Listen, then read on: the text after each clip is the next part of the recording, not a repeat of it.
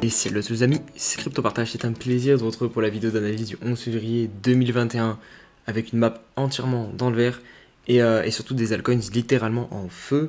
Du côté de Bitcoin par contre on stabilise à 46 000 $ à peu près. Ethereum pareil, on est non loin de 42 800 $, mais comme je vous le disais en début de vidéo, et ben, les altcoins sont vraiment en feu. On a le JRT à 1,70 $. Je ne sais pas si vous vous rendez compte, il y a quelques semaines il était entre 0,40 et 0,50 $. BAT, pareil, rien qu'hier soir, je vous en ai parlé, il a pris 40% dans la nuit. Wi-Fi, c'est pareil, je vous en ai parlé hier. Neo, c'est la même chose. Iota, aussi, qui est en train d'exploser. C'est des coins de 2017, il y a un énorme potentiel sur ces coins d'un point de vue graphique, puisqu'ils ont eu une grosse période d'accumulation, et là, ils sont en train de sortir de cette période-ci. Donc vraiment, il y a un gros potentiel, je pense. Je vais d'ailleurs analyser Iota dans la deuxième partie de vidéo.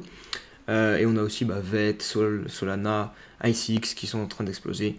Mais juste avant de passer aux news, je tenais à vous remercier. On est 2000 sur la chaîne. Donc vraiment merci à tous ceux qui partagent, qui commentent, qui laissent des likes à chaque fois. C'est grâce à vous qu'on progresse tous ensemble. Donc vraiment un grand merci. Go aux 5000 abonnés, je pense qu'on peut le faire très rapidement. N'hésitez pas à nous rejoindre du coup sur Discord, on est de plus en plus nombreux et ça me fait super plaisir. Et aussi à me suivre sur Twitter. Je partage très régulièrement des news de marché et des analyses graphiques aussi. Donc je pense que c'est pertinent. Donc voilà, on passe tout de suite aux news.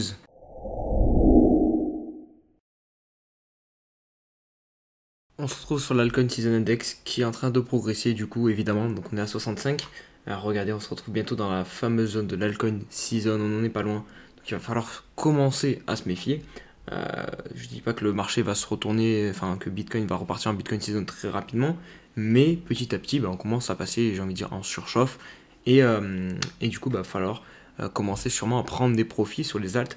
Après tout dépend de votre plan, si vous avez une vision long terme, c'est peut-être plus intéressant de les garder, de pas toucher et de vendre quand le bull run sera fini. Mais si vous voulez tenter de repasser une petite partie de vos altcoins qui sont en train de vraiment surperformer Bitcoin, c'est pas déconnant. C'est un plan qui peut c'est un coup qui peut se tenter en tout cas. On se retrouve très rapidement sur le coin market cap pour se rendre compte que des performances que sont en train de réaliser les altcoins.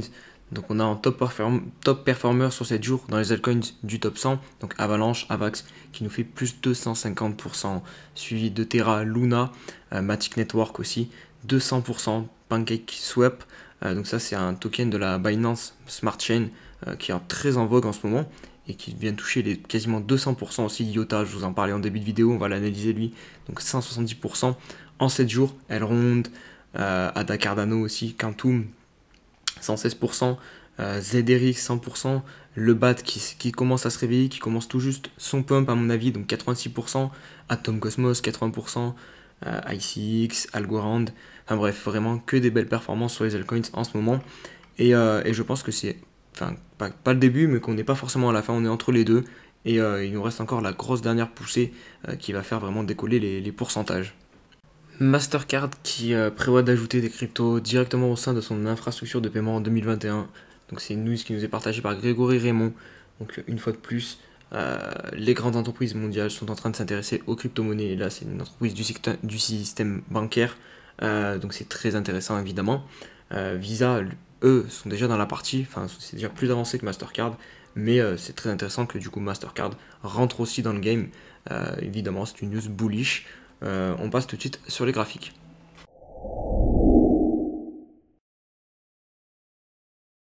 Allez, on attaque ces analyses graphiques par le Bitcoin en H4. Et regardez, très pertinent. Une fois de plus, je vous l'avais dit hier, que ce niveau pouvait nous soutenir à court terme. C'est ce qu'on a fait avec deux mèches pile poil dessus. On se relance un petit peu sur Bitcoin. Maintenant, à voir si on va réussir à s'affranchir de ce niveau, du coup, l'ancien plus haut, ou si on va se faire repousser et venir comme je pense que personnellement j'opterais plus en tout cas pour cette solution qu'on vient de rechercher, cette oblique basse ici qu'on a travaillé ici, ici et ici. Si on se met rapidement en daily, on voit que ce canal haussier est très pertinent pour le moment, donc je pense que c'est pour ça qu'on va aller rechercher la partie basse du canal. Au niveau du RSI, on est sur des niveaux plutôt hauts, on est à la limite de la du surachat à 70. Et si on se met rapidement en weekly, on a eu notre correction, certes, mais on est quand même toujours très haut à 85 de RSI. Après c'est normal lors d'un bull run qu'on soit très souvent dans cette zone-ci. Regardez en 2017, on était très souvent dans la zone au-dessus de 70, mais on peut constater qu'on est quand même venu souvent rechercher sous les 70 de RSI, et là c'est toujours pas le cas depuis qu'on a lancé ce bull run en 2017, donc ça serait bien qu'on prenne un peu plus notre temps, parce qu'en fait plus on va essayer de monter rapidement, moins on va aller haut en fait, et plus on va chuter fort derrière. Donc il vaut mieux qu'on prenne peut-être plus notre temps, comme ça on aura une target plus haute sur Bitcoin à la fin du bull run, que plutôt monter très vite, tout de suite to the moon, et faire à peine à 100 000 $ peut-être, et ensuite corriger et partir en bear market. Allez, on va débuter les altcoins par le jeton de crypto.com qui pour moi est potentiellement très pertinent pour entrer actuellement. Parce que regardez, on est en train enfin de casser cette oblique, on s'est bien reposé sur ce support, on repart en tendance haussière en weekly. Le MACD va sûrement cross bullish, donc vraiment de plus en plus d'indicateurs, de signaux qui prouvent que le CRO peut repartir à la hausse, et surtout qu'il y a pas mal de gains potentiels à faire. Déjà juste s'il remonte à son précédent ATH, ça nous ferait un 245%. J'ai pas pris exactement au niveau du prix actuel. Hop, ça nous ferait un 150%, donc déjà c'est pas négligeable. Et je sais que beaucoup de personnes sont à la recherche de crypto-monnaies qui n'ont pas encore explosé, si je puis dire. CRO là il a quand même bien corrigé depuis son ancien ATH, donc je pense que ça peut être pertinent de rentrer sur crypto.com si jamais il casse évidemment cette oblique en weekly, que la clôture ne se passe pas dessous du coup. On poursuit avec Tezos qui m'a été beaucoup demandé et qui se réveille enfin. Je sais que c'est un projet qui est beaucoup apprécié par la communauté crypto, enfin en tout cas par beaucoup de monde. Et regardez, il est à 4,20$, donc il est de retour sur son ancien plus haut de juillet 2020, enfin même son ATH. Enfin, l'ATH est exactement avec cette mèche 4,50$. Et ben là c'est très intéressant. Regardez en daily, on a juste eu en fait une grosse zone ici de tout ça, d'accumulation, de consolidation. Et là, ça y est, c'est officiel. Regardez, on est sorti par le haut, on a fait notre pullback, on a bien travaillé dessus. Et là, hop, on part enfin chercher des plus hauts. Il ne reste plus que du coup toute cette zone en fait de l'ancien plus haut de l'été 2020 à transpercer. Et derrière, je pense qu'on va partir très fort sur Tezos. Donc voilà, après, ça peut être compliqué de rentrer là parce qu'on a quand même eu déjà toute cette phase d'expansion là, ici. Tout ça. Qui est déjà pris, et on peut potentiellement se faire repousser aussi, il ne faut pas l'oublier, par son ATH du coup de 2020, on peut corriger un petit peu, mais le plus intéressant c'était clairement de rentrer ici, je vous le dis, mais après on peut quand même tenter de rentrer à la cassure du coup de l'ATH, si jamais il vient consolider un petit peu sur l'ancien ATH, ici s'il consolide comme ça, après il a de fortes chances de repartir, donc on peut potentiellement rentrer s'il consolide au niveau des 4,4$. On poursuit avec VeChain qui lui aussi est en train de bien pousser. Là, il est en price discovery, mais il est quand même contenu dans ce canal haussier. Donc là, je me méfierai de cette oblique là qui est plutôt pertinente vu qu'on l'a travaillé ici, ici et ici. Donc on va arriver sur un point vraiment très haut. Là, vraiment, s'il vous plaît, ne rentrez pas sur ça pour du long terme. Ou alors faites-le avec un DCA, mais faites pas all-in ici, c'est un peu ridicule je trouve, parce que là vraiment à court terme on peut vraiment faire quelque chose comme ça et revenir du coup chercher cette oblique. Si on se met rapidement en weekly, je pense de toute façon que ça va pas forcément changer grand chose à mon analyse. Ouais, voilà, on voit quand même qu'on est dans ce canal aussi, même en weekly on arrive à le constater, on est en surachat au niveau du RSI.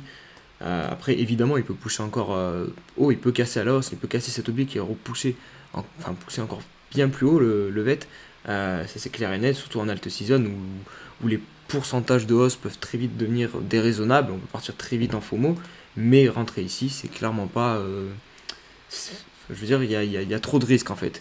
Il vaut mieux rentrer sur des coins que je vais vous montrer dans quelques instants, par exemple comme IOTA, que sur ça qui est déjà plus haut. En tout cas c'est mon avis, c'est pas un conseil d'investissement, encore une fois faites vos recherches, mais moi je préfère rentrer sur des choses plus saines, notamment par exemple là c'était très bien d'entrer sur les chains, ou même ici quand on a fait le pullback, là c'était encore mieux, mais là c'est compliqué parce qu'on a quand même commencé à bien pousser, et à tout moment on peut prendre des moins 20, des moins 30%. On poursuit avec OneInch. Donc il m'a été beaucoup demandé, mais c'est un token qui a été listé très récemment sur Binance, donc je peux pas faire grand chose au niveau analyse technique, si ce n'est que là on est en train de consolider. Regardez, hop, on peut mettre un petit range comme ça, donc on est en train de consolider. Après le projet est très bon, et de toute façon il a intégré le top 100 des cryptos, mais est-ce que personnellement je me positionnerai dessus? c'est compliqué. J'aime pas en fait me positionner sur des coins qui n'ont pas beaucoup d'historique, sauf pour les coins où j'adore vraiment le fondamental, où je crois énormément au projet. Là, je suis d'accord, je peux me permettre de prendre plus de risques en fait. Parce que là, en fait, on connaît pas sa valeur réelle, son prix réel. Il a été listé, donc le marché se cherche encore. Donc autant il peut faire un moins 50%, certes il peut prendre plus 100%, plus 200%, mais je trouve que c'est un peu trop un coup de poker, un coup de casino. Il n'y a pas assez de recul, donc c'est compliqué. Donc après, c'est à vous de voir votre exposition au risque. Je dis pas que One Inch est nul, que One Inch ne va pas pumper, juste que vu qu'il n'y a pas beaucoup d'historique sur le graphique, eh ben, c'est compliqué de rentrer. Et si vous voulez, en tout cas pour du très court terme, tout ce que je peux dire, c'est que du coup, on a tendance haussière en daily. Là, on est en train de consolider, donc ça peut être pertinent de payer les 4,33$ et voir s'il continue à par la suite recasser cette résistance du coup des 5,90 et poursuivre son ascension. Allez, là on change totalement graphiquement de thème, j'ai envie de dire, avec le LISC. Donc c'est un token qui m'a été demandé par un abonné, je connais pas du tout le fondamental. Apparemment il a connu du coup le bull run de 2017 avec un prix de 40$, là il est actuellement à 2$. Et pourquoi je dis que ça change totalement des projets de vous partager, parce que lui par exemple il n'a pas du tout décollé là pour le moment, il est juste en train d'accumuler depuis un long moment, depuis la fin du bear market et le début du bull run, et il n'a pas encore commencé à repartir en tendance haussière en weekly. Et regardez, il est potentiellement en train de break à la hausse ce range. Donc là, pour moi, excusez-moi, hop, c'est beaucoup plus pertinent de rentrer d'un point de vue de l'analyse technique sur cassure de cette grosse zone d'accumulation. Parce que en plus, les gains peuvent être faramineux si jamais il retourne au niveau, même s'il retourne à son ancien plus haut d'ici de 2018, ça nous fait un plus 600%. Donc là, graphiquement, il y a vraiment quelque chose de sympathique. J'attendrai qu'on casse à la hausse et qu'on fasse un pullback dessus. Ou même juste, dès qu'on casse à la hausse, qu'on clôture au-dessus, pas grave, vous payez la clôture un peu plus haut, on s'en fout, les pourcentages qu'il y a à gagner là sont énormissimes. Donc vous n'êtes pas à quelques pourcents près. Donc vous pouvez vous permettre d'attendre qu'on clôture, je sais pas, peut-être à 4,57$, on clôture du coup bien au-dessus. Et vous pouvez payer. Et pour du moyen terme, je pense qu'on ira très rapidement rechercher déjà rien que ce niveau des 13$. Et on va conclure cette vidéo par IOTA. Ça va me permettre d'illustrer mes propos que je tiens depuis pas mal de semaines sur ces coins de 2017 et leur fameuse grosse zone d'accumulation qu'on a eu depuis le début, la fin du bear market. Et regardez, là du coup c'est vraiment ça dont je vous parlais. Une clôture bien au-dessus. Là on n'a pas encore clôturé, mais ça m'étonnerait qu'on se fasse renfoncer. Et surtout ça prouve qu'on casse du coup cette figure et qu'on break à la hausse. Et on peut très vite refaire un truc comme ça en fait, hein. Tout simplement, on peut même aller plus haut. Si le bull run est encore plus fou, on peut clairement aller plus haut. Donc il y a énormément à gagner sur ce genre de token. Donc là, pour moi, ça peut être intéressant de payer IOTA, vu les gains potentiels.